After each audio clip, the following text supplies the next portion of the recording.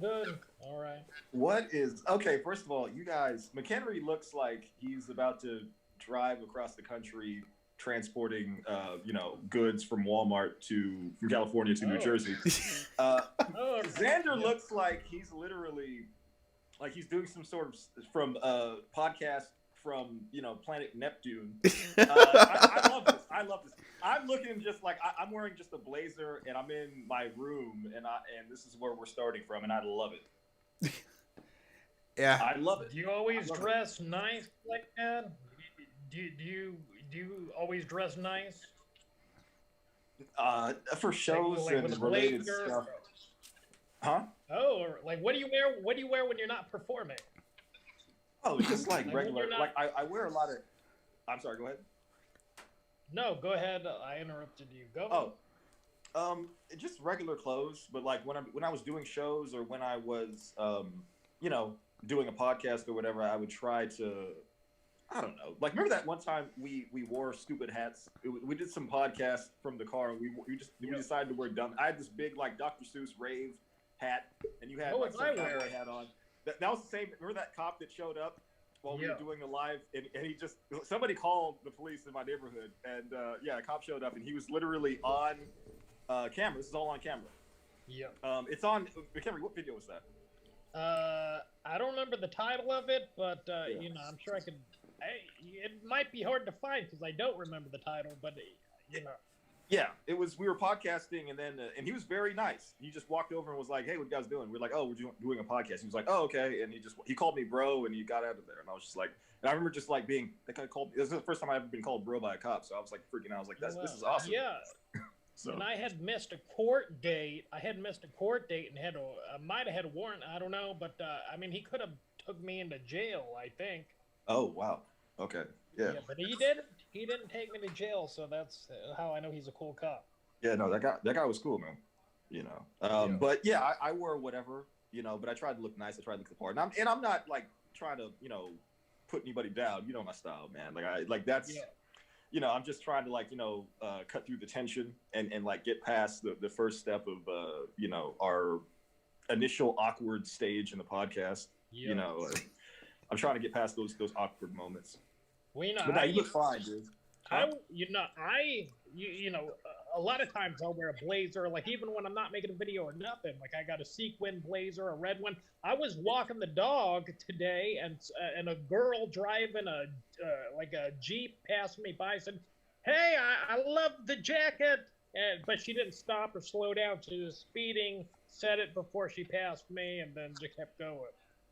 That's a lot better than I thought where the story was going to go. Like, he was Where do you think like walking down the street and some girl, "Hey, F word," and I'm just like, oh. Well, I mean, I wouldn't have been surprised with that reaction either, Yeah. No, dude, I was in Frisco one time, and I remember I had this scarf on, man, and I was walking down the street feeling good. And these two girls, like, they walked past me, and I didn't look at them at all. Yeah. I think that's what offended them. Because I was just, like, in my own little world, and I was walking, I had this nice little scarf on. And as soon as I got about 50 feet away, dude, they yelled, "You F word," and I just went, "Oh, my God." Oh, And I went, you know what? I'm probably looking good. Because, like, if you're going to accuse me, because, like, homosexuals can dress they're nice. suited and booted all the time. I was like, you know what? I'm probably looking fantastic. But yeah, they called me the F word. So. Oh, the F. I mean, what? Yeah. Were they younger women? They were about this was like 12 years ago. I was hitting the streets in Frisco, and they were probably like mid-20s, probably the same age as me actually at that time. I mean, it being in San Francisco, they had pretty good odds that you were one. I mean, That's I can't. There's a lot of homosexuals, and not that we're trying to say that homosexuals are F words, but yes, the homosexuals do frequent Frisco more than it would have been other cities. It would have been funny if like they yelled that out and then like 10 dudes just turned around like, "Yeah, what you talking to me?" Yeah, well, Like, there's nobody else around. It was like it was a pretty empty street, so like nobody really heard it. But I just went, "What the?" I was like, did that just happen for real?" I was like, you know what? I'm probably looking fantastic right now, and I just kept on strutting. well, I mean, how many? Like, I don't see men in scarves ever, but I don't live in a cold state, really. So, well, I guess we yeah. don't live in a cold state. But. Yeah, no, in Frisco, because Frisco gets very windy, and the Bay Area sometimes can be very cold, especially Frisco. So like you'll see scarves in Frisco and just a lot of East Coast cities. And it's not really like a sexual thing or like a sexual identity thing. It's just more of a, it's cold.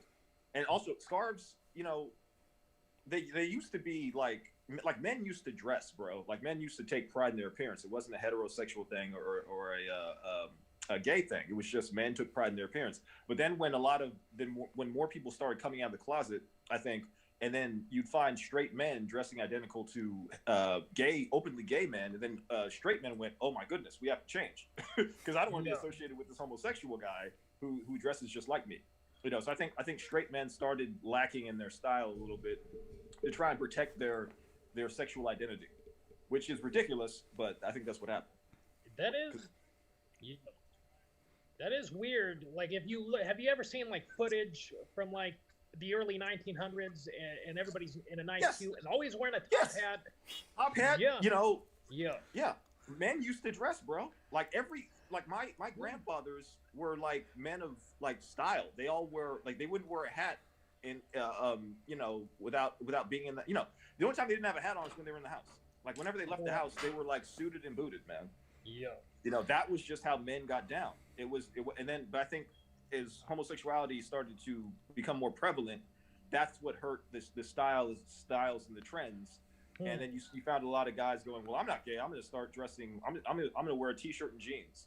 Excluding the old school gangsters, they'd walk around with like the same style, even though normal people it's gone for them, but everybody else like Al Capone and stuff like that. He's like, yeah, they had style. They wore suits all the time too. And then like in the 80s, the mafia got lazy. Now they started wearing sweatsuits. Like if you look at Sopranos, dude, they just started. They went from like John Gotti was like the last one to like look just prim and proper at all times, man. Yeah. And then like in the late 80s, early 90s, you started seeing like a lot of like just sweatsuits. Yeah, this is the new mafia, just a sweatsuit. Is there still a mafia, or is that pretty much? I don't like a mafia talking about that.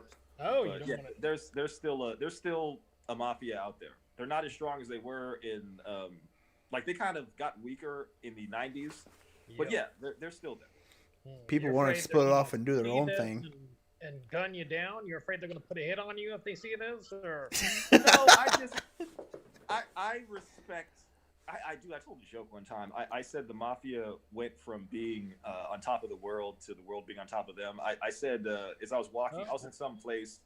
I think I was in Frisco, and I said because somebody was telling me stories about how the mafia used to be in Frisco. Like there's some guy who like knew all the history. Was like, yeah, and that guy got whacked there, and that guy got whacked there, and then Tony Boom Bots, and he was telling me all these things, and then I went. This was in the 70s, and then I'm doing a show, and I literally saw a mob guy standing on the street saying he will kill for food.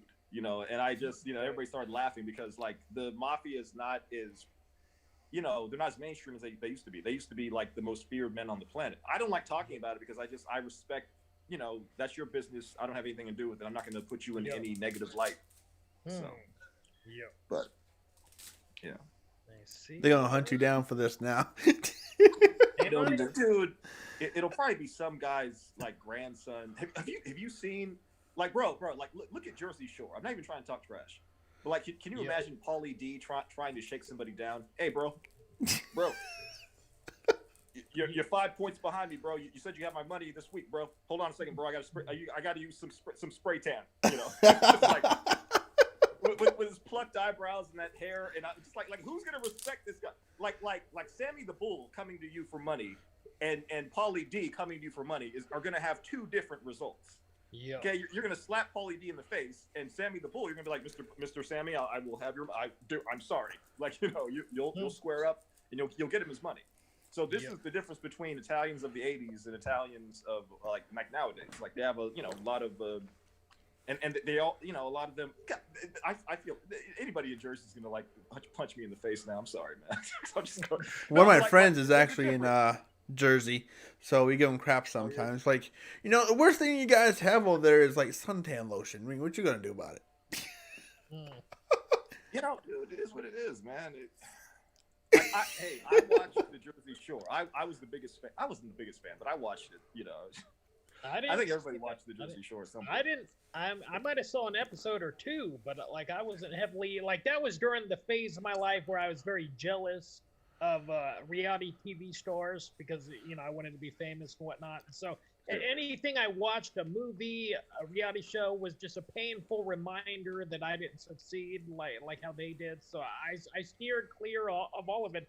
I wouldn't I wouldn't even listen to young singers on the radio. Like if Taylor Swift came on, I'd be like fucking bitch, and I'd turn their volume all the way down because I was so jealous of her. But not older. Like I wasn't mad about older singers or like songs from the past or anything like that. Just current pop stars really triggered my anger. But like I said, like Taylor Swift, like Avril Lavigne, Kelly Clarkson. That was after I had a crush on her at one point, but then I grew to hate her. I remember that. Sure. Just whoever was popular at that time when I went through that phase, Justin I get Bieber at one point, Yeah, but like, I can see like being jealous of Justin Bieber or Justin Timberlake or NSYNC or Backstreet Boys. But like Taylor Swift is attractive and she seems like a nice person. Like I can't like a hot chick hating her for her pop success. That's what I don't understand. Like, but I get like the and I'm not saying I'm like I go around hating on Justin Bieber or Justin Timberlake, and McKenna doesn't either. But like I get that moment where you might be a little jealous because this guy has all the money, he has all the girls. You might be like, oh man, forget that guy. But like a hot chick is like a different story. So you got to go further, McKenna. What? It was just like to be that I was older than her. Well, I'm still older than her, but like to be that successful and that rich at such a young age. Okay. Like it was like like I was jealous. Like I want that richness. I want that fame at that time. I don't care anymore, but at that time I did. I see. All right, Xander, you're. I was gonna say. I mean, if you're still jealous of Taylor Swift, don't worry. Kanye got you covered. He ran on that stage so damn fast. Yeah. She seems like such a nice person. Like, Kanye apologized for that, man. He was drunk. He admittedly said that he was like very drunk. Yeah, he was drunk. He said, I had no idea. I thought it was completely sober. So he wouldn't have done that if he was sober. Kanye's known for doing off the wall things. I can't say he wouldn't have done it, but he was definitely okay. When he I like to say Kanye is like the male version of Lady Gaga. Like you remember how she went into a red carpet inside of a giant ass egg and came out all freaky deaky looking. I'm pretty sure like if Lady Gaga didn't do that, Kanye would have done it. Well, let's tell everybody like what did Kanye do because maybe there's some people who don't know. All right, so. It was at some awards assembly thing giveaway or something like that. Yeah, and the MTV Video Awards, I think. Yeah. And there's 3 people who are nominated. I can't remember who the other 2 were. One was Beyonce and the other was Taylor Swift. So Swift had won the award. So Kanye, he got up, ran onto the stage and says, "No disrespect to you, Taylor Swift, but Beyonce should have won this award. She put her heart out for it." And that's the whole thing, pretty much, yeah. Yeah. And then it was just, he got booed, and then Beyonce accepted some award later on in the show, and she gave her time to Taylor Swift. So that was like her like nice tribute to Taylor, because it was, Kanye was drunk, and he acted immaturely, I think, and it because Taylor's just a person. She's an artist trying to make it. She doesn't. She seems like a very nice person. Kanye felt that she didn't have a right to win. That's his opinion, but I don't think you have a right to steal her moment. Was he banned? Was he banned forever from the show? He had to apologize on the Tonight Show, and then he was crying. I remember that. So I think that was like Hollywood's way of making him pay for what he did. But I don't remember if he was banned. An iconic moment. I mean, you can't buy that kind of publicity. I mean, that was unexpected. Yeah. And Kanye was known for having those moments. But I would say, like, if Kanye is like, if Kanye was white, he'd be Honey Boo Boo. Yeah. Like I think I have a feeling that white people watch Honey Boo Boo and just go like this. Because there are like Flavor Flav makes me do this a lot. Oh yeah. He does, and Kanye West has made me do that, but I respect Kanye. But like, yeah, just any person who you feel like is misrepresenting your race, you're just like, get this guy off TV. Other people are gonna see this. They're gonna think we're all like that, you know. Yeah. I've seen like two things that were my favorite like events with the whole Justin Bieber thing. So there's I can't remember what TV show it was, some sort of cop drama or something like that, where like Justin Bieber was like the son of this bomber dude, and he wasn't willing to give up his dad, and the police blocked him in the middle of the road. Justin, he got out of the car, pulled his dad's gun out of the glove compartment, aimed toward the police, and they just gunned him down. I'm like, rewind, play. Rewind, play. Oh wow. Wow. Yeah. I can't remember what it was, but yeah. Do you think a lot of people wanted to see him dead, and so they purposely wrote that into the show? well, I mean, They wanted to every see him celebrity dead, has their like haters and likers, and I don't like Justin Bieber. That's why I rewind and played back and forth because I found it hilarious. But in this other one, he was performing live on stage, and somebody chucks a whole unopened water bottle at his face. It's just right on stage, and he stops and says, "Well, that wasn't very nice." Yeah, I remember that. Some rapper, I can't remember who it was. Somebody threw a bottle at him, and like The Game. Remember, The Game, the rapper, The Game. Yeah. This cat will literally jump off stage and fight with the audience. And he won't even have security with him. Damn. Like he's the only like this guy is the realest G out there, man. Because like a lot of these rappers are like gangster, but like they have like 28 guys with them at all times. You ain't hard with your homeboys is a song I used to knock back in the day. I can't remember who did it. You ain't, well, it goes, the lyrics are different. They're more explicit. But like there's a lot of cats who, if they don't have that weight with them or they don't have anything on them, they're very quiet and very meek people. The Game is not like that at all. The Game is like he's hard all the way around. He's a muscular guy. Somebody threw a water ball at him and he fought with them. Huh? Oh boy. No, I can hear you. Oh, all right. Yeah, you froze up for me for a second. Oh, I did? Oh, I'm sorry. Yeah. I don't know what happened. So he is. I think it's just on his end. No, he's real. I'd say probably 10% of rappers in the game, not now, but in the 90s, yeah. Like 50 Cent's real. Half the members of the NWA were real. The other half were more like artists. Tupac was real.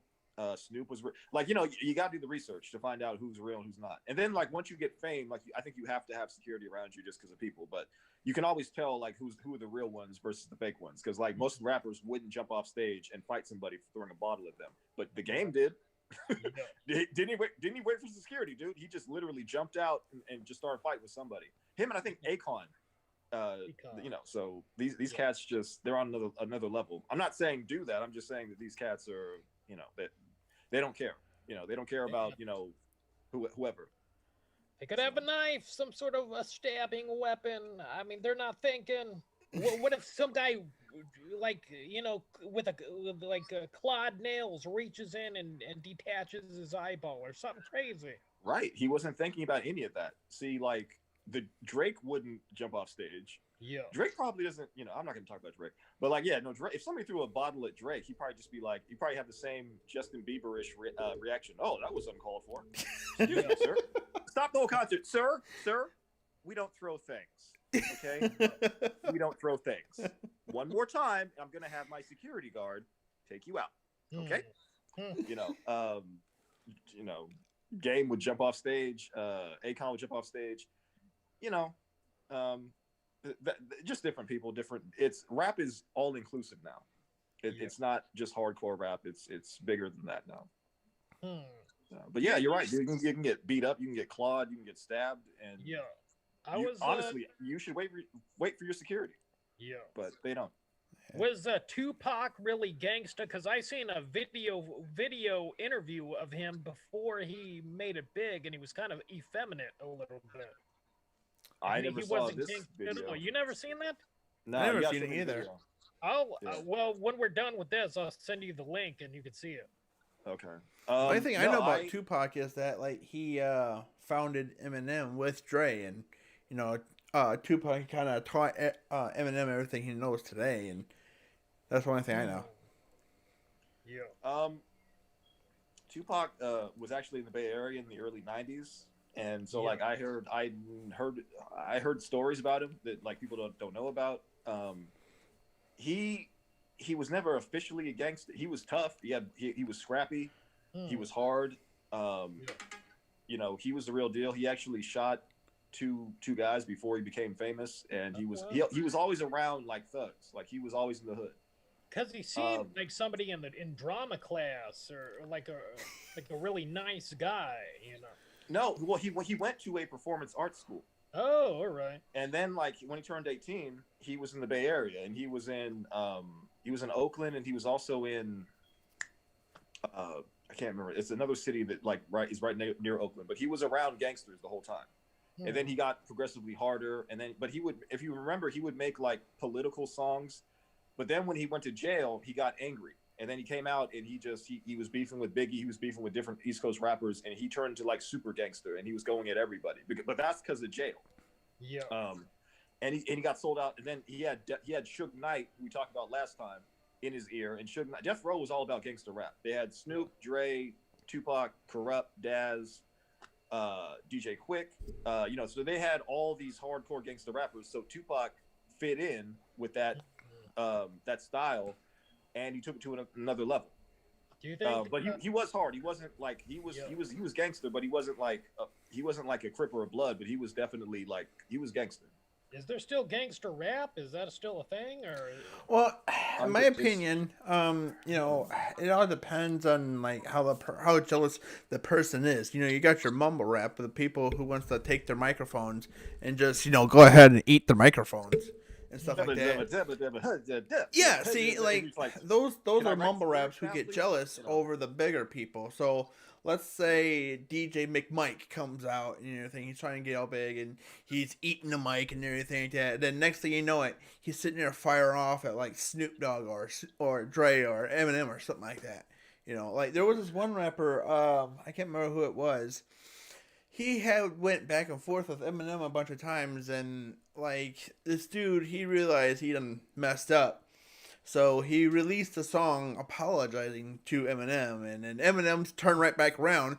You know, kind of like the same thing you said there. I think yesterday there, Quinn, is with you and McHenry, like. You'd be like, oh, I'm hiding underneath my bed if, like, McHenry came after me or anything like that. Yeah. This dude, he literally, like, when he knew Eminem was coming after him, he was literally, like, hiding. And then, you know, Eminem, he just kept putting him on blast and everything. I'm like, damn. Dude, you don't go with Eminem. Like, you're talking about one of the greatest rap lyricists of all time. Like, yeah, I'm surprised that guy even said Eminem's name in the first place. I would want Eminem to come after me, so I'd be inclined to want to do a song attacking him. But he's so popular, I'm afraid it'd be like when the Dixie Chicks talked shit about George Bush, and like I'm afraid people would like cancel me. I feel like I'd get canceled. But this dude, he stopped doing rap and he went over to country because of the whole incident. Yeah, that makes sense. Yeah, dude, Eminem he's brilliant, dude. Like, if you're gonna go after like a rapper, go after somebody who, you know, like I'd go after mumble rappers right now. Like me and McHenry would go target some. I'm not gonna say their names, but yeah, like me and McHenry will do a whole album dedicated to mumble rappers, man. But yeah, Eminem. If Eminem talked trash about me and McHenry, dude, we would leave the country. Yeah, you know, and if Eminem got too strong with McHenry, I'd be like, yo, M. You need somebody new in your entourage, man. I never liked Cruiser anyways, bruh. I never liked him anyways, man. You know, I'll be the other black guy. You know, no, I'm playing Cruiser. I'm playing, but no, we, you know, Eminem will answer you, and he'll answer you in a way. It's kind of like what I said last week. Like, you know, we'd be hiding under our beds. You know, he's good. He's good. Well, I mean, if I had nothing to lose, I would love it if he rapped about me. If I had nothing to lose, like, you know, if I could be canceled, if I could get fired, or if it was just my life right now, but Eminem's talking shit about me, I would love it. Okay, but like when you say canceled, like what are the I mean, consequences? like let's say I got some show on Disney Plus or something, and I talk shit about Eminem. Now that they, the big wigs hear this, and everybody's in an uproar about it, and they gotta fire me to save face. Like, so if I had something to lose, like certainly I wouldn't want to piss off anybody. I think I would embrace it just for the lulz. Yeah. We gotta do what we gotta do. If I had some heat, I'm bold. I go at anybody, dude. But like, I know for a fact Eminem would finish it. Like, there's just that talent doesn't come around every, it's not frequent. It's rare. I rap battle Young MC. I go after him. Remember that bust a move? I'm like, yo, bust a move, man. Why don't you bust out my face, fool? And I go in on him. He watches this video. I know where you are. Yeah, we'd have a rap battle in a McDonald's parking lot in Oakland, California, in front of like 2 people. But whatever. It'd be real enough. Yeah. So. Who is that? Like, this is completely not the topic we're talking about. But like, go ahead, switch it up. When we're doing comedy in Oakland, didn't we see some sitcom actor, a black guy, like hanging with Mr. Cooper or something? Like, for some reason that popped into my head. Hey, do you remember that show? Was I there? You might have been there. I don't know. You might not have been there. You might not have been there. I think because I did do a show in Oakland, in West Oakland, and I can't remember if you were there or not, but you might have been there. Oh, well. It was me, Jimmy, Charles, and you might have been there. I can't remember. Yeah, but he was from the show that I watched in the 90s, this guy, and he was playing pool with some of his friends, I guess, like some regular schmuck.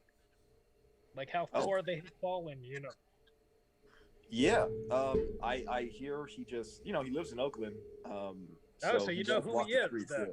Yeah, I don't know. I've never met him. I know people that know him, but yeah, Mark Curry. Yeah, hanging with Mr. Cooper. Oh, all right. Does he do anything? Like, was he a comedian at one point? He was a comedian. He had his own show, and he just kind of went away. Oh well. Yeah, he was one of my favorite comics in the 90s. A lot of people would relate me to him. All my friends would be like, "You're like Mark Curry," and I'd be like, "Oh." So. Oh well. Yeah, maybe you could have had your own sitcom. I think you got screwed somehow. You should have been. Yeah, because you're not like The Game or Gangsta Black. You're like a Will Smith. You're like you are mainstream. I feel like your personality would be loved by everybody. I can switch it up. There's different sides to me too. Like I'm not saying I'm like. I'm two-faced through different people, but like there's I have different sides, and I have my professional. Like I think I told you this. Every black person speaks 2 different languages. We speak street, and then we also speak job interview. Oh. Because you want to get a job, so you're not gonna be like, yeah, man, what I'm saying. I'm telling you right now, I'll flip this. I'm saying. I'll come in. I'm gonna work my butt off. What I'm saying. Don't even worry. I'll keep my girls in line too. And you're trying to get a job at a bank, and the guy's just like, I don't think you're right for this sort of position. So I can switch it up, but yeah, I'll take that as a compliment, man. I think I was white friendly or Hollywood friendly. And I when Will Smith's still in the game, but yeah, dude, I think when Henry touched on something, because I think I did have what it takes. I said no to Hollywood. I talked about that. I was supposed to be on Your Mama, the show, not the actual, and then I said no. I said no to them, and I had other opportunities that I declined because they didn't really fit my style, or that I was just against the politics of what was the scene. Yeah. So. Yeah. Man, well, maybe somebody will see this podcast and be like, "This kid has a little pizzazz, a little something. He could be the sitcom dad." Maybe. Sitcom dad. Sitcom dad. I see a sitcom dad. Really? Who's the star of the show? Like, is it me and like? You would be the the star, like how Tim Allen is always the star of the show, even though he plays the dad. Okay, I'm with you so far. Like, who is it? Is it like me and who's my son on the show? Because I imagine he's like the star. Like, you got to get like a young hot. Well, maybe Willow Smith, maybe, but is he Willow too Smith, old to be your son? Okay. Yeah. Yeah. Wait, is he the boy or is that the daughter who's Willow? Willow's the girl. Jaden is the boy. Okay. So I mean the boy. By the way, just to intervene here, I got 10. I just got a flash up on the screen saying we got 10 minutes left. I guess they're enacting the 40-minute time limit for me now. I don't know if Games of Fruit can. Oh, I see that at the top there now. It says remaining meeting time. Well, that sucks. Yeah. Okay. All right. We might have to find like a different like app to use for it or whatever. We could always do a part 1, part 2. You just stop and then do it again. True. Yeah. That too. True. I was going to tell you guys a funny story. It happened to me a while ago. I was on the subject of like homosexuals. So in high school, I was messing with my friend in class, theater class. Just trying out like different voices and everything like that. And in high school, during Spirit Week, we have this one day during Spirit Week where girls dress up like guys and guys dress up like girls. So it was my senior year. Okay, I walked into theater class, and my friend, she just started bawling, laughing, and she's like, "What'd you do with him and everything?" I'm like, "Excuse me, I'm offended here. Okay, I am a transgender female." And then my theater teacher, he heard like me doing it, so he used that as an audition for me for one of his plays or anything. So my friends, they saw how I was acting on stage. And I got home 2 days later. They was like, "Yo, I bet you can't pick somebody up at the office." Now, where I'm from, like Rockford, Illinois, there's a bar there called the Office where homosexuals hang out. I'm like, all right, if I'm able to, what do I get out of this? And it's like, we'll cover you like you go to the movies and your pick and whatever. They'll cover you 100%. I'm like, all right, bet. So we all went up there. I'm like, "Hey guys, how's it going?"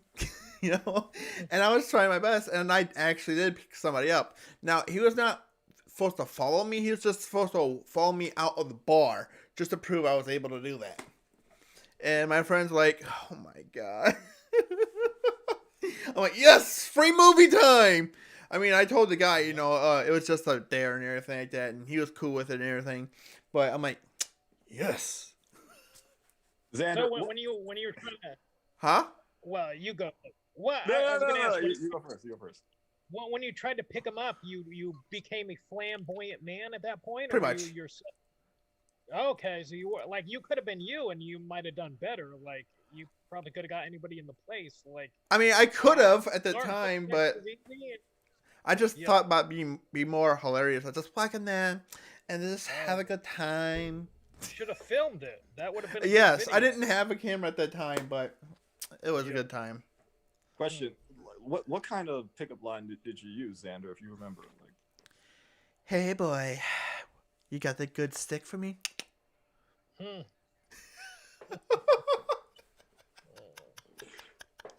Interesting. I just thought you might get a kick out of that. Everybody I tell them, they just laugh about it. What was his reaction when you were like, "Oh, I'm just joking"? Remember that stick that I wanted? That was a joke. Me and my friend dared me that I couldn't get one of you homosexuals to come outside of the bar for sex, and I did. Good day to you, sir. Like that'd be funny if you were like, where you going, little, like I don't know, like the fact that he's just like, "Oh, well, whoopsie, hey, you win some, you lose some. Hey, have a good day, kid. I'm gonna go back inside and try and get a different guy."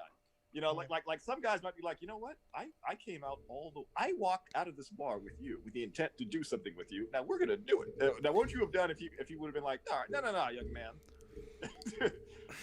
with your hot little dress on, come on, I think we would have to hurry up, hop on our bikes, and run like hell.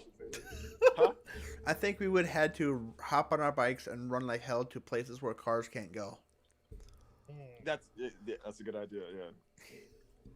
I know guys like that at bars where they wouldn't take no for an answer, because I used to hang out in bars when I was younger, so yeah. I've seen it, man. I don't know about gay bars, but yeah, like there were guys who they hit on women, and I'm not even like a CB, like I don't do that, like I don't hit on nobody, But like I remember times where I was just like, "Yo, sweetheart, you okay?" Like, you know, because this guy's like, he's not taking no for an answer. It's like almost sexual assault at this point. My foster mom, when she introduced me to each of her brothers, she had me pull that on each and every one separately.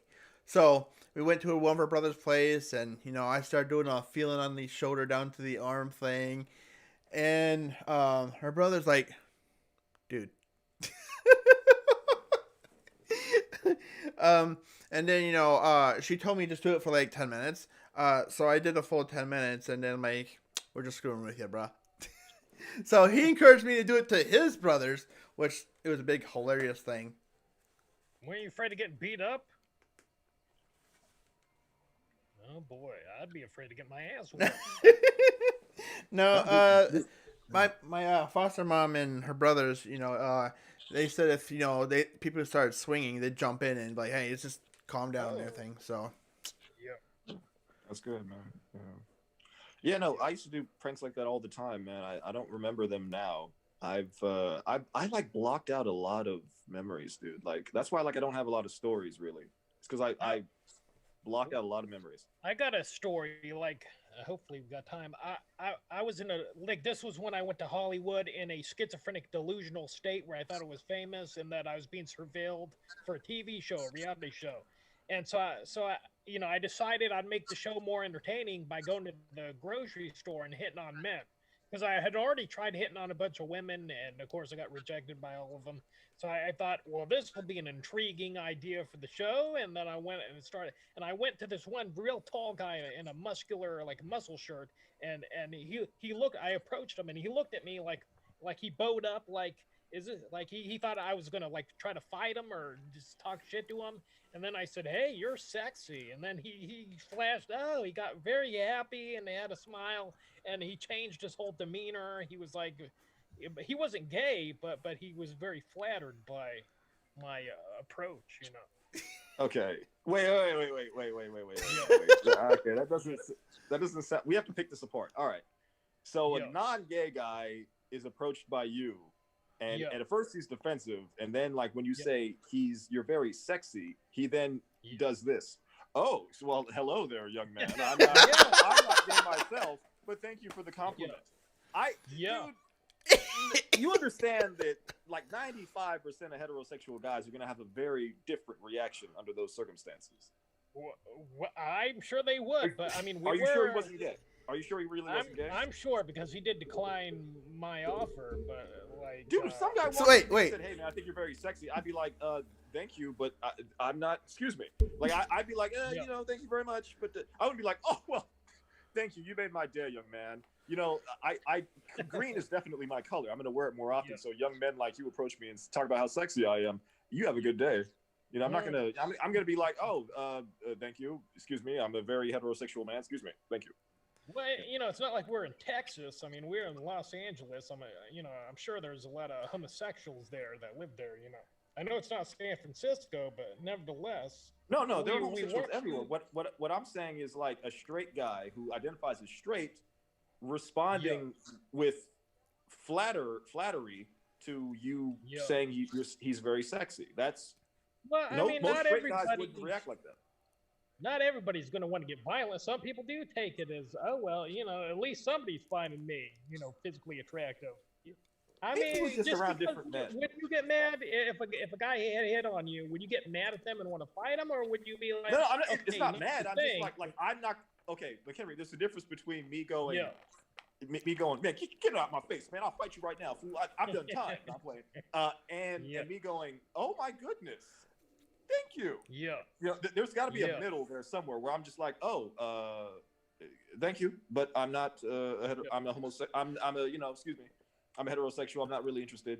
But like, when you say that he was flattered, that makes me go, was he really straight in the first place? Because flattery is not something that. I'm sure he was straight. I'm sure he was. Like, would it kick us out? Example, if the game approached you and you thought he was gonna jump you and attack you, and then right to the last split second he hit on you, I mean, wouldn't you be relieved and smile like, okay, like he's not gonna fuck me up, wouldn't you? If the game walked over to me and I thought he was gonna. That's what I thought. Give me a sec.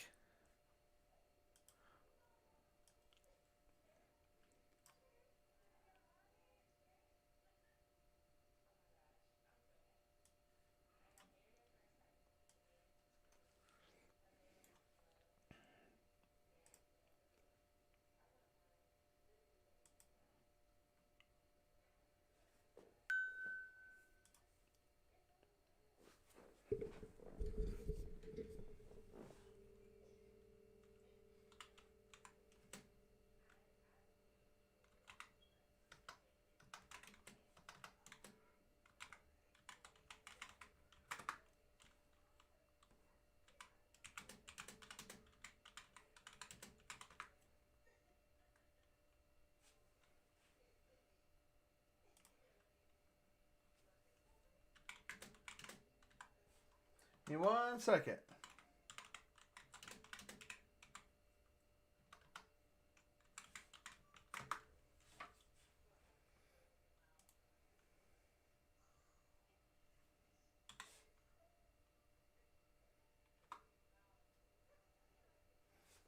All right. Um.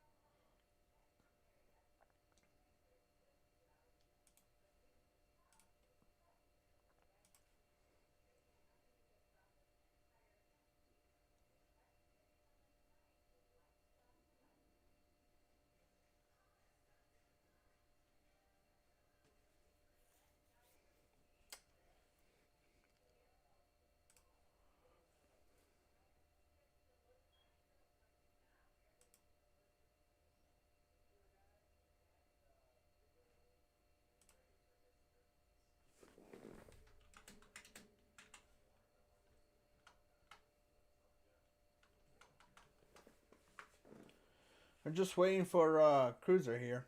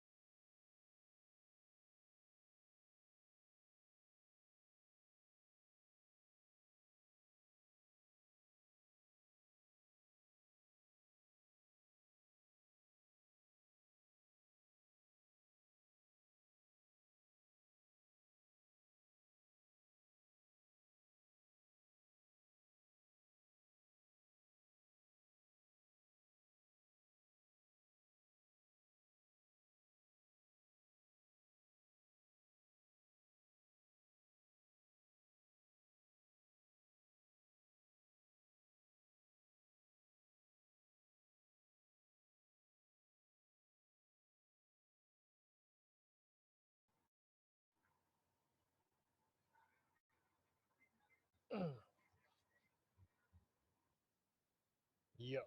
Now we wait.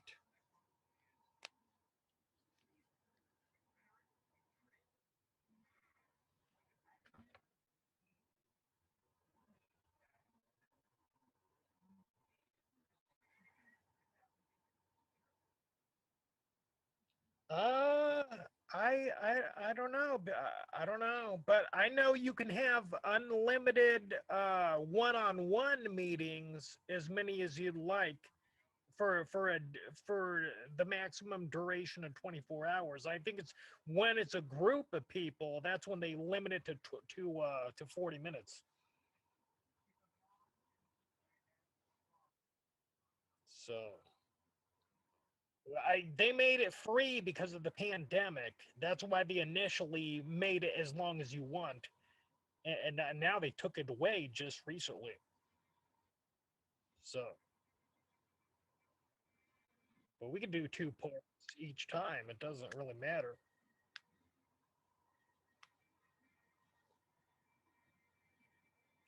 Boy, I hope he hurries up because the clock starts as soon as I start it. As soon as I start it, that's when the clock starts. So each moment,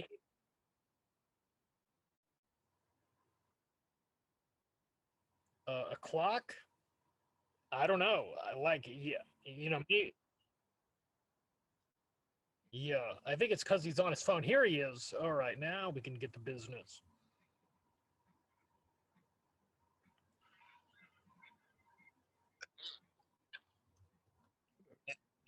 And we're recording. Where did we leave off? I said, listen, if the game, big muscular gangster Oh rapper, yeah.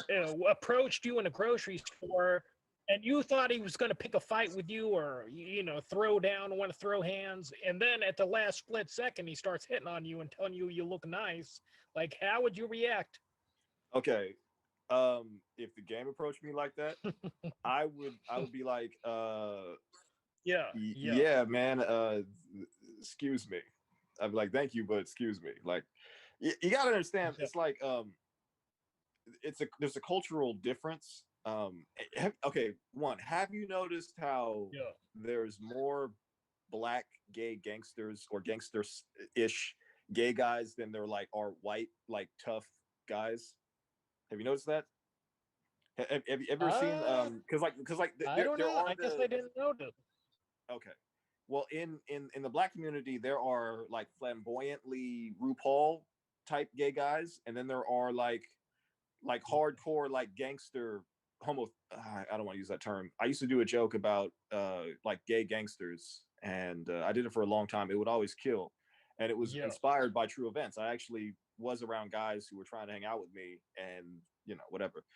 Um, but I kind of just got a weird vibe off them. Not that I'm like that, but like I went, no, I'm good. I didn't know them like that, and I didn't trust them. You know what I'm saying? So but they were trying to Yeah. get me to hang out with them and like smoke some weed with them. And I was just like, no, I'm good. And Oh, but yeah, yeah. so in the black community, we have like gay gangster guys. Okay, like these are like gangsters, but they're like gay. They're like, yeah, you know what I'm saying, man. Whoop, whoop, whoop, whoop. Yeah. Damn, that dude over there look good, man. Hey, bro, what's Yeah. up, bro? How you doing, bro? You know what I'm saying? You want to kick it, bro? And I'm telling you, this is true. In the white community, it's either just regular white guys, you don't know they're gay until like they try to offer you some sex, or there's just like the flamboyantly gay white guy. But in our community, we have gay gangsters. So when you pose that question to me, man, Yeah. it wasn't that off the wall because I've been in a situation like that. Now, if it was the game himself, I would just be like, hey man, I love your stuff. First of all, the game ain't like that. But if it was a dude who was like Yeah. reminding me of the game, and he approached me like that, the same way the guy approached you, I definitely wouldn't be flattered or even relieved that he wasn't going to fight me. I would be like, Oh wow, boy. I wish you had tried to fight me. Scared. Like, there's just cultural differences. Like I'd be more like, oh, okay, we should fight. Not I would be relieved if Yeah. I'd be more relieved if he was uh trying to fight me if he was then gay. You know what I'm saying? Like, if that Oh, makes any I sense. see. So okay, so you're not one like to turn down a fight, or you're not scared to fight, I should say. Oh, I don't fight now, but Like back in the you're not day, afraid of it. Like, you'll fight if you have to. Yeah. oh, dude, I used to fight all this. I used to go, yeah, yeah. I used to. I'm trained in two different styles of martial arts, and I've only been in. I've probably been in like 10 street fights. And everybody I knew, 10, yeah. I see when you yeah. talk about like, I'm like white friendly and like Will Smith esque. Um, like yeah, by appearance, but like, yeah, dude, I present myself a certain way, but at my core, I'm who I am, you know, and I Yeah. did grow up I was from the hood. I was from a very bad area where it was like it was a lot of my homeboys were in gangs, dude. And I had a Oh, close well. homeboy that was a Norteño, man. I had homeboys that carried guns on them. I had homeboys that carried guns in their car wherever we went. You know, you know, both I can't go too far, but like I had family that were Crips. You know, I had Oh, friends that well. were, you know, like they weren't Crips, but they were involved in different other stuff. You know what I mean? So yeah, like everybody in my crew knew how to handle themselves. You had to, and we were like Hmm. 15 deep. But when I was a teenager, and then you know, I knew other people in different areas too. So, but yeah, no, I'm not. I I was don't never afraid of trust. a fight. I was never afraid of a fight. I don't Yeah, fight I don't now because trust my fighting ability. I've never won a fight. Like, I haven't been in that many, but like the ones I have been in, like once I got punched in the mouth, and that was after I got the guy in a first of all, I tackled the guy, I out wrestled them, I got him in a headlock, I walked him over to a fence and I slammed his head into it. But then I held him there because I knew that was the extent of my fighting ability. I had nothing left, you know. And he was uppercutting me in the chin, and it hurt. I out wrestled him, but he was definitely a stronger puncher than me because it hurt every time. And then I thought to myself, I think I've told you this before, but I thought to myself, this ain't how a man fights. A man, is going to stand up and exchange punches with one another. I'm acting like a pussy right now. And he was calling me a pussy the whole time. Like, let me go, pussy. You're such a pussy. Hold me like this. So I let him go. And then I took a swing at him, missed, and he punched me right in the mouth and it's like chipped one of my front teeth, and I couldn't even eat food for a week. And I had a dentist appointment like a couple of days after getting punched in the mouth by him, and like so I couldn't brush my teeth like for a couple of days. I didn't brush my teeth, had food particles and whatnot in it. And the dental hygienist was like disgusted. She was like, "Do you even brush your teeth? My God!" Like, and it really hurt my feelings, so I refused to even talk to her.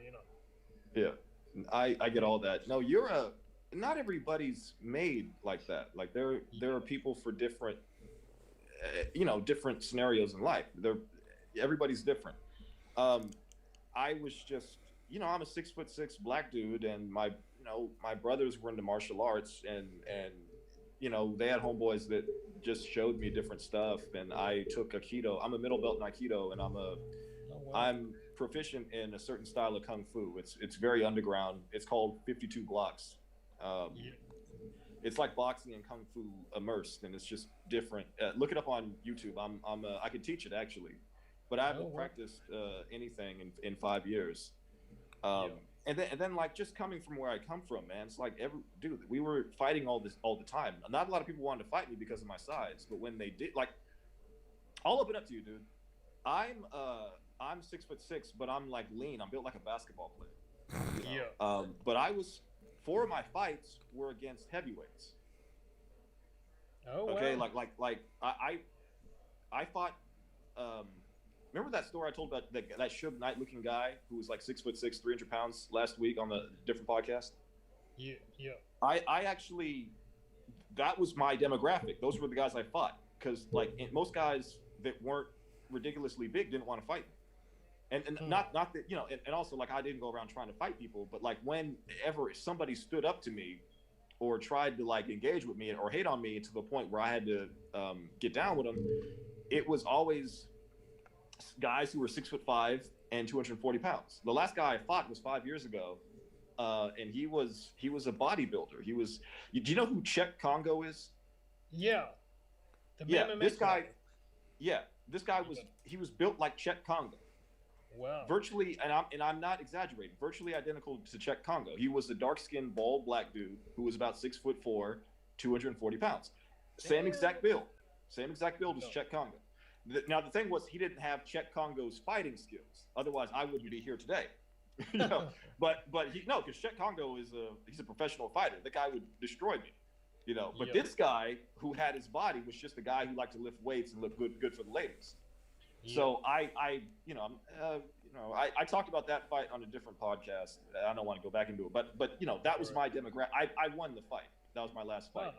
But and then I fought another homeboy who was 6'5" and 240 pounds. So like I was always fighting heavyweights. I was always fighting guys who were like 40, 50 pounds bigger than me. You know, we were the same height, but they had more mass than I did. The problem was I'm actually very strong for my body type. Do you lift weights? No, I do core. I have core strength, which is stronger than free weight strength. That's what nobody talks about. If you see all those gym rats or like bodybuilders and they go to the gym like 3 times a week and they can bench like 250 pounds. The last guy I fought I think he was bragging about being able to bench 240. You know, but that's only, you have to understand, core strength is strength all over the body. Like I can literally get you from any angle. This guy is strong when he's lifting 250 pounds and it's standing still. Like that's his strength. Like he sits back and his friend hands him the weight and then he pushes it up once or twice. That's different, and it's more cosmetic. Core strength is like a solid strength. Lifting weights and doing free weights is like a cosmetic strength. It's like you have the appearance of being very tough, but in actuality, you're not nearly as tough as you look. I have muscles and I have a nice build, but when you do push-ups, and I do like that P90 workout. Remember that P90 thing? P90X. Whatever it is, yeah, I do a variation of that. And I was doing about 200 push-ups a day. And so like at my peak, I was like ridiculously strong. And then I remember this guy going muscle to muscle with me. And again, he's Czech Congo. I fought basically Czech Congo without the fighting skills. And he tried to match my strength. And I did a judo move. I threw him into 2 glass doors that nearly broke 2 glass doors. We were, I don't know how far I should go into the story. I did talk about it one time. You don't strike me as like the confrontational type, like somebody who would even get in the fight. I'm not. Bro, you know me. McHenry, how long have you known me? 8 years. 8 years, right. How many times have you seen me just start a fight or try and bully anybody? Never. And we've hung out many times, have we not? Yeah. I'm not the kind of guy. The problem is I have a lot of haters. I'm kind of the same way. Like, you know, if, you know, there's a conflict coming up, I'm going to try to avoid the fight part. I've only gotten in like one fight my entire life, and I know what will happen. Seeing it from like my mom's side of family and my dad's side of family, the same thing is that they get to that boiling point. They just black out, have no idea what's going on, and they have to be pulled away from people. I'm afraid of myself. If I were to get into another fight and it has to come to that point, I'm afraid for myself that I'm going to wake up in jail because I beat the living crap out of somebody. So I try to stay like in words and everything, and if said person is not being logical or anything like that, I'm like, see ya. You know, right. Like I said, I'm afraid of myself. So right, that's Xander. You are where I am right now. You know, but 5 years ago, and I have a very vicious temper, and I did black out during a fight, and it scared me. And I don't want to kill anybody, dude. And between my style of fighting and my strength, I realize I can. And so like that's why I was always apprehensive to fight anybody. But then like I have a really bad temper. Mm-hmm. Like you ever seen like my temper is related to like when I saw Joe Pesci in Goodfellas and Joe Pesci's character in Casino, that's me. When I get to that point, that boiling point, that's me. So I try to, like Xander now, more than anything else, I try to walk away. Even back then, I would try to like talk. The last guy I fought, I was trying to talk him out of fighting me, but he just kept going. Mm-hmm. And then after a while, he finally just said the wrong thing, and we got at it. I mean, I gave a dude like forewarning. Like I'm like I don't want to send you to the hospital, and this is not me stroking an ego. It's just me telling you how afraid of myself I am. Right. But, you know, he just kept going, and next thing I know, I woke up. The dude was, like, unconscious, and somebody pulled me away from him. Yeah, He transferred away from school, and never heard from him since. yeah, Sandra, I had a similar experience. One of my homeboys had to grab me one time, and I remember being mad at him, but then afterwards I was like, good thing he did, because I didn't know how far I was going to go. Mm-hmm. Well, And that's not, I'm ashamed of that. So that's why, like, I'm very reluctant. I'll probably never fight ever again. But yeah, I would always, nobody wanted to really fight me. And then I had a crew that was backing me that was pretty tough. So like nobody wanted any of that. And then like, so, but there were fights throughout my life. McHenry, you were asking a question.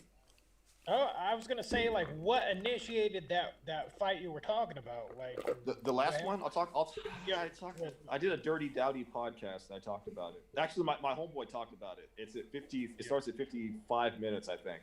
But I'll go into it. It was just, I was living in the Fresno area, and there was this girl I was hanging out with, and she was just, I regret every day I spent with that chick. I'll put it to you like that. So this guy, I guess, wanted her on some level, and then he hit me up on Facebook. He started talking trash on Facebook about me, and I go, dude, what's your problem? And then he goes, oh, little, he's talking trash, and we're going back and forth. We're just messaging each other on Facebook, and I don't know why he's doing this. He's doing this because of the girl, but at the time I didn't know this, and I'm living with that girl. This was almost 6 years ago. And he basically just kept progressing, and then I go, "Look, dude, you're gonna cross that line, man. I'm not a Hollywood dude. I'm not a Facebook tough guy. I'm not a keyboard warrior, dude. Like if you say the wrong thing to me, I'll go to your house, and I'll be at your house at 2:00 in the morning, and we can handle it, And he was just like, "Oh, whoop, dude, whoop, whoop, whoop, you ain't gonna do nothing, little boy, this, that." And he kept calling me little boy, and I was just like, "This is Chet Kong. This is Chet Kong." Yeah. And I'm just like, all right, whatever, dude. So cut to about a month later, I find out that one of my close homeboys and him are going to be in a show together. So I show up. I don't know if I should say it was at a casino in California. I'm not going to say what city though. Yeah. Because you'll find out why after I tell the whole story. And then we go to the casino. He does the show, and the second the guy sees me, he's on stage when he sees me, and I just remember seeing his face. He went like this. He was doing his stand. He saw me. He went like this. I looked at him. I just kind of smiled, and I kept walking because he knew. But he did his set, and then after the show, I go, "Hey man, you owe me an apology." And he goes, "Oh man, I don't know you." I go, "You owe me an apology. You were talking a whole lot of big trash on Facebook, dude. Now we're looking at each other man to man. I want you to apologize to me, dude. You disrespected me. Give me the respect I deserve." And he's like, "Oh man, whoop de whoop. You need to talk to your girl, whoop de whoop whoop whoop." And he starts trying to walk into the casino because we're outside at this point. And I go, "Nope." And I just right when he gets to the door, I just kind of throw my hand up to grab his shoulders to let him know that I'm not letting you get inside. Now he claims I tried to sucker punch him. That's what he said later on. No, I didn't try. Dude, I know I've hit so many guys. Like my aim is very good. I was trying to let him know that you need to stop walking because we're about to get into some mess. So I put my hand out to block him, and then he just starts grabbing me, and then he starts trying to like pick me up because again he's 240 pounds. I'm probably 195 at that point. Same size. I'm like 1 inch taller than him. He's 6'4". I'm 6'6". No, 2 inches taller. And he starts like trying to like pick me up as he imagined he would because I'm a skinny guy, right? I'm a skinny, muscular guy. He's a big, heavyweight, gym rat. He probably on juice. You know what I mean?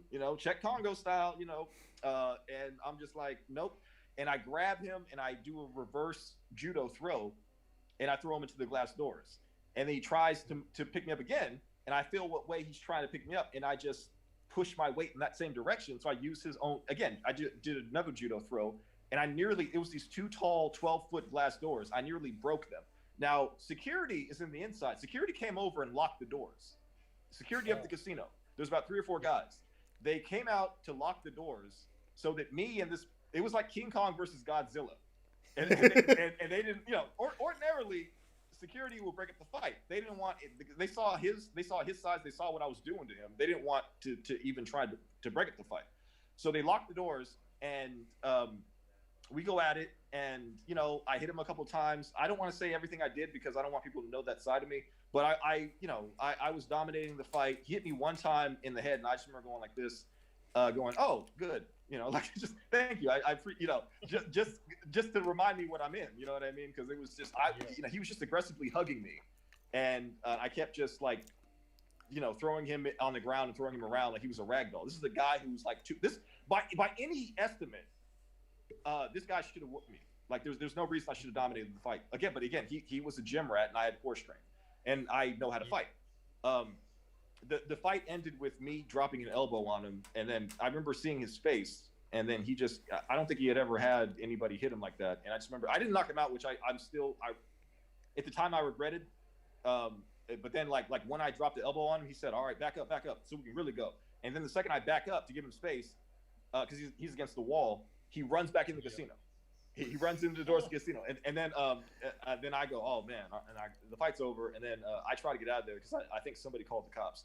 But my homeboy stayed, and he said the security kept looking at the footage of me beating on him and laughing, and he was standing there looking at them, and he was like, I don't want to go. He was in the state he was, they were laughing at him, and he had to watch the security camera footage of me beat him. And they were all, from what I heard, they kept rewinding it to the point where I dropped the elbow on him because that was when the fight was over, and they were just like, you know, so. But yeah, that's what happened, and it was, you know, I wouldn't fight again, and yeah, so. Damn. Do you still work out? Do you work out? I stopped doing push-ups because I got depressed after my wife and everything, so I haven't been the same, like. I don't have my same frame right now. No.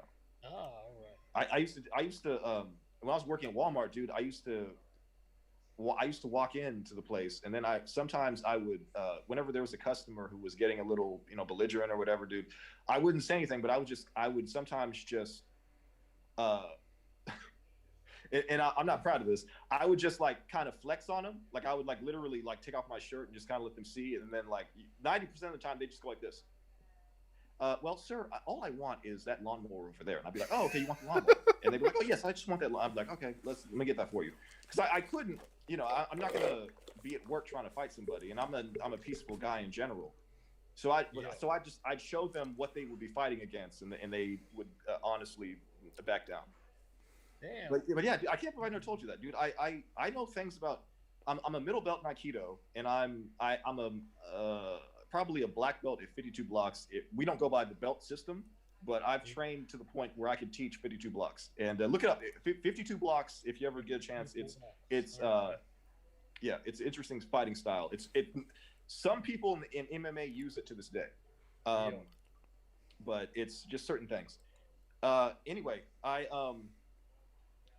know dim mock. I know pressure. I know like 5 different ways to knock a guy out above his waist. No, I'm sorry. No. Above his shoulders, I know 5 different ways to knock a guy out. Pressure points, and I know below the waist, I know 5 more.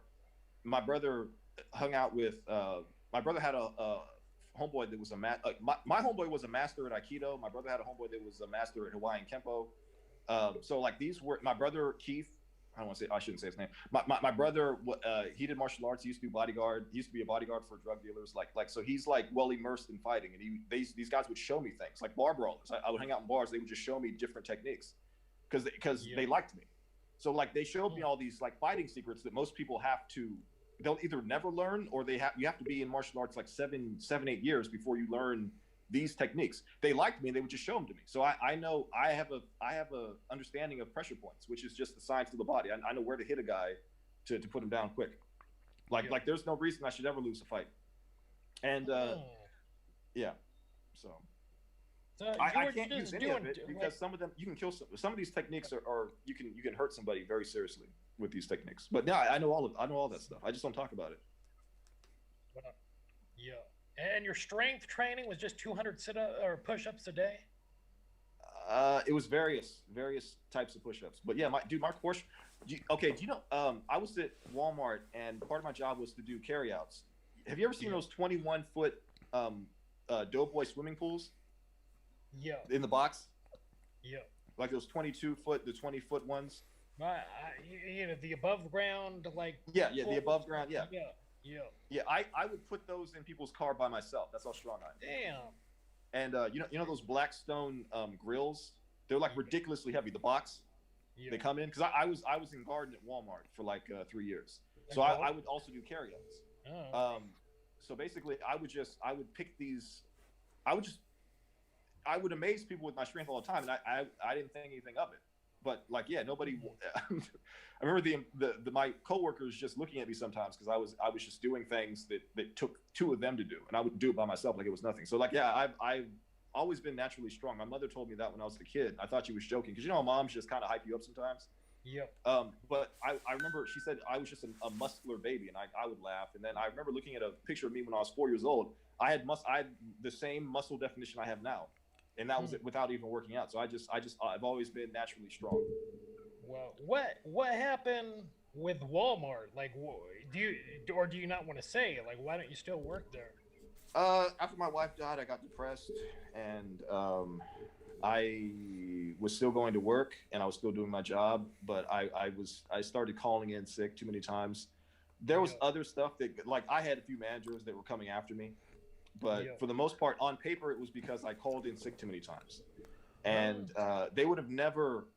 The management team that I was under in the beginning would have never fired me, but there was a new management team that really didn't like me. Yeah. So they were the reason I got fired. But like I was one of Walmart's like good employees. Like I was somebody who I'm not gonna say I was untouchable, but I remember being in situations where I should have been fired like several times, and I never did because there was always a manager or two that would protect me. But in this situation, they went behind my back. They contacted corporate. They were trying to get me fired. It was like 3 female managers, and I know who they are. Right? You know, I'm not going to say anything about them because they have to live with who they are. You know. Yeah. I honestly never did anything to them. But yeah, that on paper it was me calling in sick too many times. And a question, if you don't mind me asking about, dude, you can ask me anything, Xander. what happened to your wife? Like, how did she pass? If you don't mind me asking. All right, we're gonna have to be brief because I don't want to be on here crying, dude. I'm gonna be honest. You don't have to say. I mean, no. It's. I'll say as much as I can. She had stage 4 liver failure. Oh damn. Yeah. So she died. She went on hospice. She was in and out of the hospital the last 2 months of her life. I spent more time in a hospital than I ever cared to acknowledge. I hate hospitals with a passion, even more so now. And she went on hospice, and she died almost 3 weeks later. Yeah, I'm sorry. That's all right. It's yeah, it's all right. Damn. Yeah, that changed my whole world. Just changed my whole world. And then there's so much more I want to say because like a lot of people had an opinion about me and my marriage, and then they would. You know, I was around a lot of bad people. I was in a lot of circles that decided to, instead of reach out and try and support me or at least keep their mouth shut, they decided to go after me. Dude, I'm a former comedian who's a former martial artist, who's a former, nobody has more resources than me. I'll talk about you on stage, and then when you confront me, I'll beat the crap out of you. Like that was my mentality. You know, there's no way you can ever get me in life. You'd have to get a gun. I'm not gonna go there, but you'd have to. No, I'm just saying because like physically like I'm like well trained. Like I was trained by a Marine. The guy who trained me was a Marine. He was a Marine in the Gulf War. He taught me everything he knew, and I'm a middle belt in Aikido. He was the guy. He was my master. He was the guy who taught me. And and my brother showed me things. I know so many different ways to put one strike that will put a man down. Damn. I'll give you. There's one I'll give away. It's called the liver shot. In MMA, you've probably seen it. It's a certain strike you have to do, but a liver shot will put a man down for 3 to 5 minutes. This is Dim Mak. That's the only one I'll give away because it's fairly new. Also, no, I can't go there. But yeah, I know 10 different ways to put a man down. I'm very well trained. I'm not gonna say I'm a weapon, but like I know how to fight. But yeah, I had to deal with a lot of stuff, and it was even harder because I remember just going, dude, like. I can go online. I can do a stage and talk about all you guys. You know, I can do a video with McHenry and talk about all you guys. And if you guys want to take it to the streets, that's where I live at. You know, but I had to keep my mouth shut. because of my position, and remember just being miserable, dude, and just being disrespected. My wife being disrespected, and I couldn't do anything about that. It was one of the hardest. The year following my wife's death was extremely hard, dude. And I went through. It was like torment, dude. I don't even, because I was grieving too. You're trying to grieve for your wife, and then you have people who are just like pouring salt on your wound and feeling nothing about it. You know what I mean? It really, dude. Like I remember, like people who knew me, the people who knew me well knew how hard I was fighting against myself not to go off on somebody. Right. So it was a very hard time, dude. But I can't talk about my wife. I'll just say that she was an awesome person. She was like the sun after a storm. That's all. It's as much as that's as easy as I could put it, without getting too much. I don't want to be on here, So yeah. You can ask me anything you want, dude. I'll do my best to answer. Yeah. I pretty much get like where you're coming from with this. Because I had met this one girl back in 2004 in high school year. And, all my friends kept telling me to drop her and, try and show me that she's playing around and stuff like that. And I never really cared to listen to anybody until like 2018. We got a place back up in Tennessee. She left me for the dude she's been cheating on me for at least 4 or 5 years prior to that, whatever. And I ended up in a psyche ward like 3 times, because and there's a little timer again, because I tried to end myself because of all the depression she had put on me, because I've been with her so long. So yeah, I get what you're saying from there. I'm sorry, dude. I'm sorry you had to go through that, man. Yeah, dude. I was in 2020, dude. I was gonna kill myself 3 times. That's how bad it got. And I don't even like I don't believe in suicide. I just don't. But it got so bad that 3 times I was gonna kill myself. I just gave up. Because Walmart fired me almost a year to the date of my wife passing, and after that I just went out of orbit. Right. And if you can look at my tweets and see it too. Like I was suicidal. Like I would talk about certain things I had no business talking about, and 3 times, dude. The first time I was gonna just take pills and just go to sleep, and I couldn't. I lost my cell phone, and I remember just like going. There's something about a phone, dude. Like our phone is like a family member. It's like we're codependent to our phone. There was some scientific study done recently that said that when you don't have your phone, you're like depressed. First time I went to war, they took my phone from me. I'm like, no, that dude has a phone and he's a patient. Why can't I have mine? Right. We're dependent on our phones. And I remember losing my phone and my whole perspective changed. I was just like, dude, I got to get my phone back. So that's what saved me the first time. And I know that was God. I know that was God doing that because he knew what I was going to do. I was going to check out for real. Probably in LA, because I love her. I really love LA. And I spread my wife's remains in LA, at Huntington Beach. Mm-hmm. So I was going to maybe do something along those lines, But yeah, dude, I know what you're talking about. Like life can just get to you sometimes, and the people you're around can really have a negative influence on you, and you just can feel like there's no way out other than suicide. Right. I'm glad I didn't, because I would have been hurting just more than me, because there were still people that cared about me at that point. I don't want to let them down. I don't want to, like I know my brother Danny it would have hit him like a ton of bricks. It would have messed with it probably would have changed his whole life, dude. Other members probably would have been affected by it, but like he probably at that point would have it would have killed him. But I wasn't thinking about that. I was just in such a deep depression. I was just thinking this is the only way out. Cruiser here, he released a video right around the time I got the award the 3rd time here. I can't remember what it was, but you were just going on about your depression and shit like that. Yeah. And it gave me a sense of relief that like I'm not the only one that has this suffering thing going on. So, right. And then I have some friends on my gaming system. They also coach me and everything.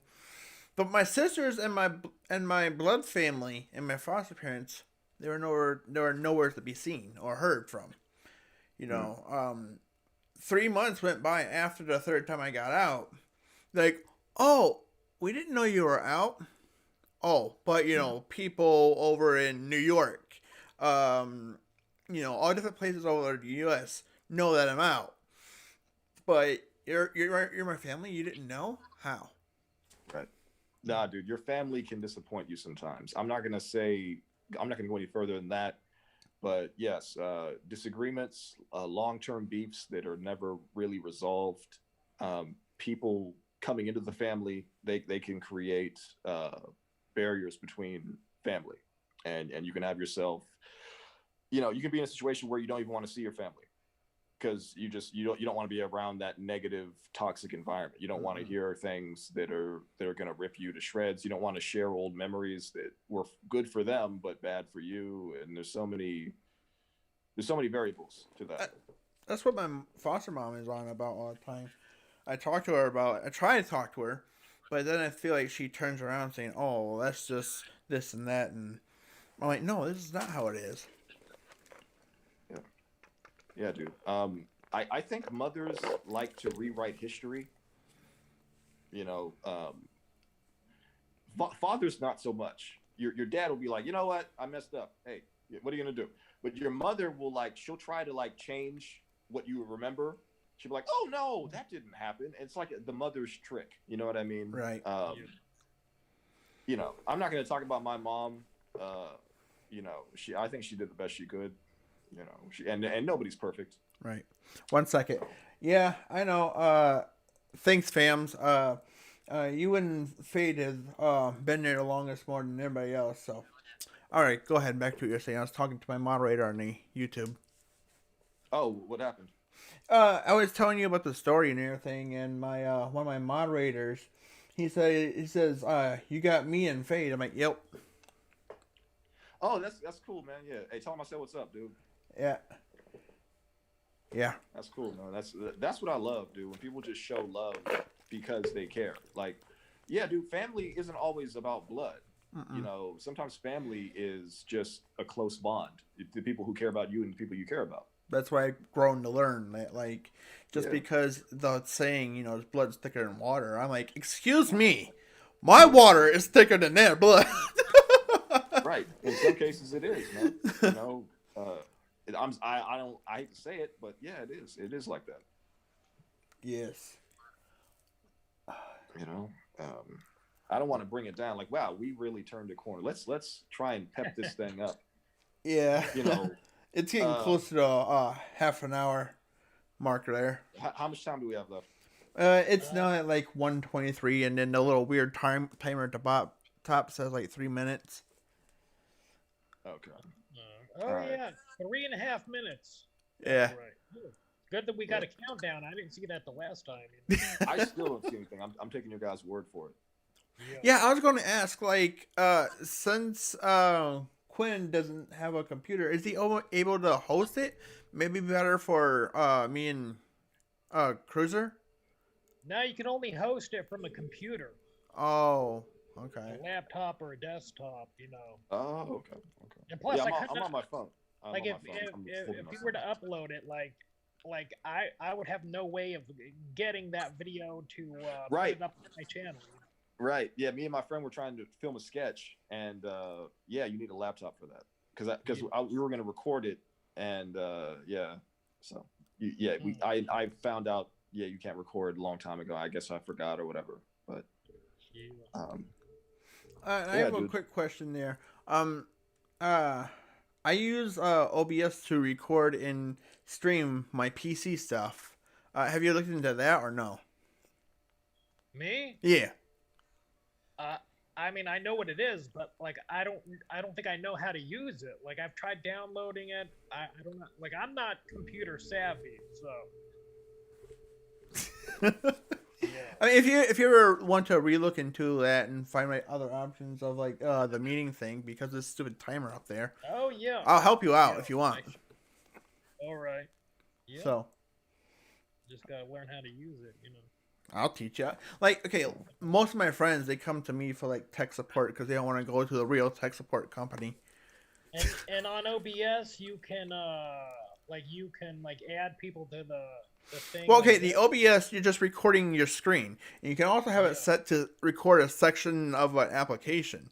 So if we use, like, let's say maybe Discord, maybe, okay? We're still doing the group chat, but we're just recording the Discord screen, if that makes sense. Oh, all right. Yeah. Yeah, so I mean, there's multiple options if you guys want to or not, but. Yeah. Sounds cool. That's good to know, dude. It's good to have a good tech guy on your team, man. Because I'm just like McHenry, dude. I don't know much about computers. You know, I know how to turn them on. That's it. It seems like everybody I know doesn't know crap about it. I'm like, just don't Google it. Come to me. Yeah, I'll come to you, Xander. Well, we got 1 minute left. We should probably wrap things up now so we don't get cut off. I apologize, man. I hope somebody can get something out of this, man. Because at one point I was mad. I wasn't even mad. I was just like talking and talked about. Yeah, dude. I don't even know what's gonna happen. We're probably gonna get a lot of negative. I don't know. Hang on. You haven't gotten anything negative yet. You know. Well, I think today's gonna be the day I do. Ever since I started getting these podcasts, like I haven't gotten any negative feedback. Just everybody that showed up and supported, just all loved it and everything. And hell, one of my secondary moderators, he agrees that this podcast is a great thing. So. Oh, thank you. I appreciate that. I don't know, man. I feel like I said this before. I feel like I was off. I came in with the different intentions and yeah, I don't know, man. Rip. All right. That'd be it for today.